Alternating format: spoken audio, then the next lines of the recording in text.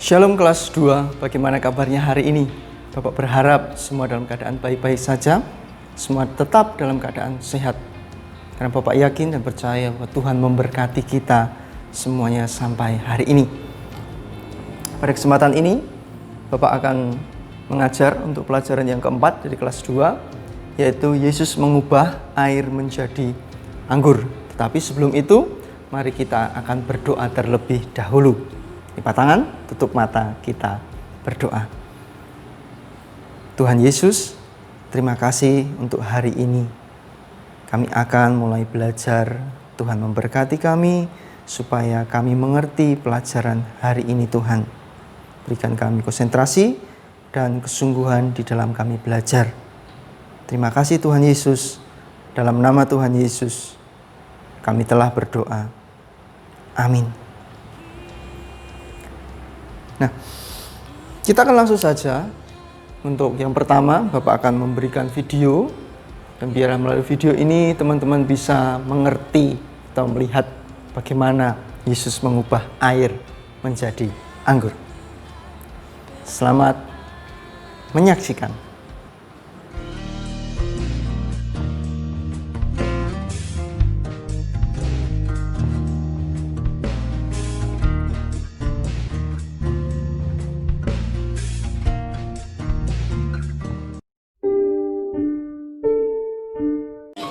Yesus dan murid-muridnya berangkat ke Galilea.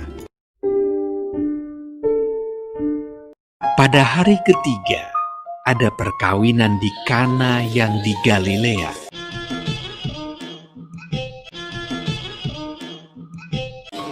Yesus dan murid-muridnya diundang juga ke perkawinan itu.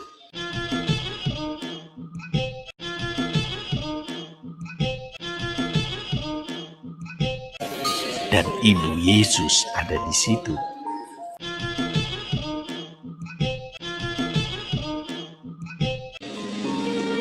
Ketika mereka kekurangan anggur,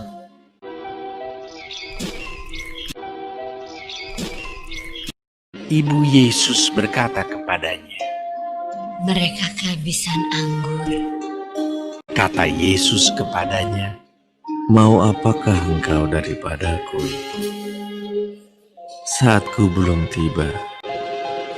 Tetapi ibu Yesus berkata kepada pelayan-pelayan, Apa yang dikatakan kepadamu, buatlah itu. di situ ada 6 tempayan yang disediakan untuk pembasuhan menurut adat orang Yahudi. Masing-masing isinya 2-3 buyung. Yesus berkata kepada pelayan-pelayan itu, Isilah tempayan-tempayan itu penuh dengan air. dan mereka pun mengisinya sampai penuh. Lalu kata Yesus kepada mereka, Sekarang cedoklah dan bawalah kepada pemimpin pesta. Lalu mereka pun membawanya. Setelah pemimpin pesta itu mengecap air yang telah menjadi anggur itu, dan ia tidak tahu dari mana datangnya, tetapi pelayan-pelayan yang mencedok air itu mengetahuinya. Ia memanggil mempelai laki-laki dan berkata kepadanya, Setiap orang menghidangkan anggur yang baik dahulu, dan sesudah orang puas minum, barulah yang kurang baik. Akan tetapi, engkau menyimpan anggur yang baik sampai sekarang. hal itu dibuat Yesus di Kana yang di Galilea sebagai yang pertama dari tanda-tandanya. Dan dengan itu ia telah menyatakan kemuliaannya, dan murid-muridnya percaya kepadanya. Sesudah itu, Yesus pergi ke Kapernaum bersama-sama dengan ibunya dan saudara-saudaranya dan murid-muridnya, dan mereka tinggal di situ hanya beberapa hari saja.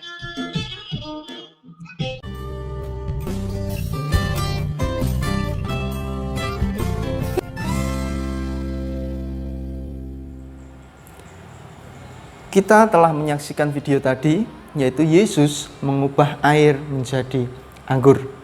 Dan Bapak akan memberikan penjelasan sedikit mengenai video yang sudah teman-teman lihat. Yang pertama yaitu tentang tokoh-tokoh dari video tadi, atau dari kisah tadi. Yaitu pertama adalah Yesus, yang kedua Maria atau Ibu Yesus, yang ketiga pelayan rumah, yang keempat keluarga pengantin atau yang sedang mengadakan pernikahan tadi, dan yang kelima adalah tamu undangan, yaitu orang-orang yang datang pada saat pernikahan itu. Bisa teman-teman sekali lagi sebutkan, yaitu Yesus, Maria Ibu Yesus, pelayan rumah, keluarga pengantin, dan yang kelima tamu undangan. Kemudian peristiwa yang terjadi pada saat itu adalah yaitu yang pertama ini ada perkawinan di Kana. Perkawinan di mana? Ya, perkawinan di Kana, satu daerah yang bernama Kana. Dan peristiwa yang kedua yang terjadi adalah anggur untuk pernikahan habis. Anggur yang digunakan itu habis. Dan itu menjadi sebuah masalah yang besar bagi seorang yang sedang mengadakan pesta pernikahan. Yang ketiga, peristiwa yang terjadi adalah Yesus mengubah air menjadi anggur. Ini adalah sebuah mujizat. Air yang biasa, yang bening, yang mungkin teman-teman minum dari galon itu biasa, berubah menjadi anggur. Dan itu terjadi betul-betul pada kisah ini. Kenapa Yesus mau melakukan mujizat ini? Ada yang bisa menjawab? Atau jawabannya dari apa yang Bapak tuliskan di sini? Ya, jawabannya dari sini dulu saja. Yesus ingin agar keluarga yang sedang mengadakan pernikahan tidak dipermalukan oleh tamu undangan karena anggur telah habis. Ini adalah satu kasih Tuhan kepada orang lain, pada keluarga.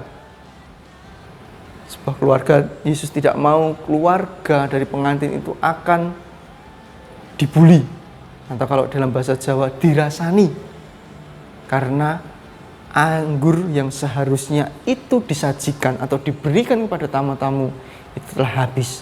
Pada saat itu hati Tuhan tergerak untuk membantu, dan terjadilah yaitu air berubah menjadi anggur.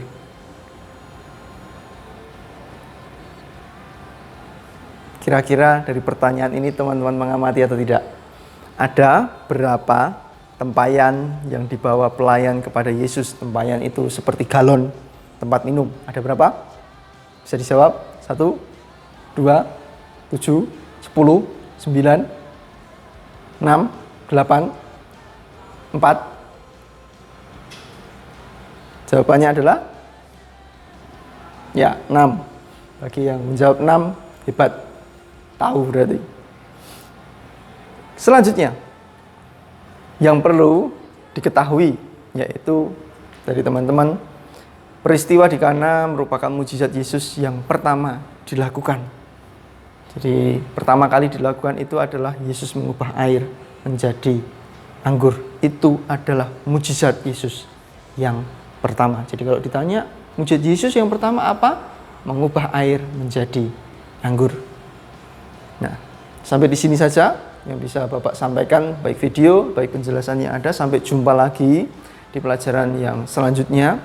Tuhan Yesus memberkati, dan Bapak harapkan, atau pesan Bapak yaitu tetap jaga kesehatan, makan makanan yang sehat, tetap berolahraga, kalau keluar pakai masker, setelah keluar cuci tangan dimanapun, atau bawa hand sanitizer supaya tetap terjaga kesehatannya. Dan kita juga perlu berdoa baik untuk diri kita, untuk keluarga, maupun untuk pemerintah yang sedang berusaha untuk menangani COVID-19 ini. Oleh karena itu, mari kita akan tutup pelajaran hari ini. Kita sekali lagi akan berdoa, kita lipat tangan, kita tutup mata, kita berdoa. Tuhan Yesus, terima kasih karena Tuhan memberkati kami sampai hari ini. Kami pun masih bisa belajar dengan baik. Kami saat ini berdoa untuk pemerintah yang sedang berusaha menangani COVID-19 ini, supaya Tuhan memberkati sehingga bisa menyelesaikan permasalahan ini, dan kami segera juga merasakan dampak yang baik dari sikap pemerintah yang ada. Kami berdoa menyerahkan kegiatan kami selanjutnya ke dalam tangan kasih Tuhan.